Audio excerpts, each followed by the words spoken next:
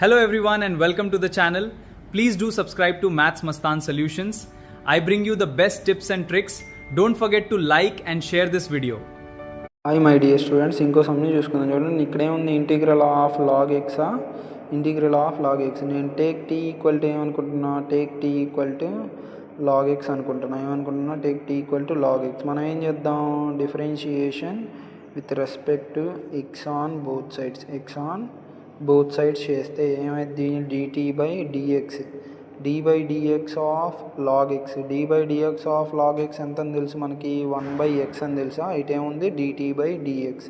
ఇక్కడ డిఎక్స్ నాటి తీసుకెళ్తే ఏమైంది, dt equal to 1/x into dx. ఇప్పుడు ఇచ్చిన ఈక్వేషన్ మనం 1గా అనుకునేది.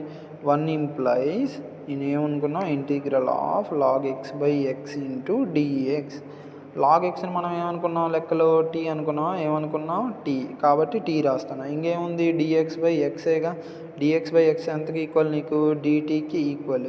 దీని పవర్లో ఏం లేకపోతే ఏమన్నట్టు, 1 ఉన్నట్టు. అప్పుడు ఏమైంది, టీ పవర్ 1 + 1/1 + 1 ప్లస్ సి. అప్పుడు ఏం రాస్తాం, టీ స్క్వేర్ బై 2 ప్లస్ సిఏగా. టీ అంటే ఏమనుకున్నాం మనం, లాగ్ ఎక్స్. ఏమనుకున్నాం, log x whole square by 2 plus C.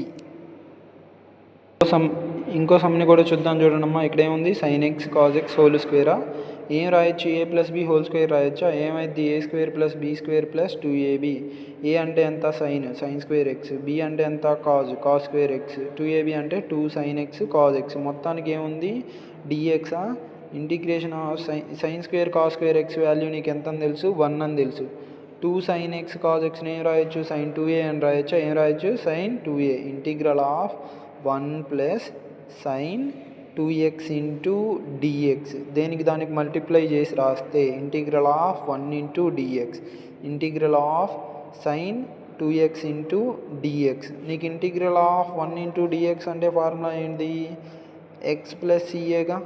Integral of sine ax అంటే ఫార్ములా ఏంటి, సైన్ ఏఎక్స్ ఇంటూ డిఎక్స్ అంటే cos ax minus cos ax by a plus c అని తెలుసు. దీని ద్వారా ఏం రాయొచ్చు, ఇంటిగ్రల్ ఆఫ్ 1 ఇంటూ డిఎక్స్ అంటే x plus minus cos a ప్లస్లో ఎంత ఉంది, 2 ఉంది కాబట్టి 2x బై 2 ప్లస్ సి.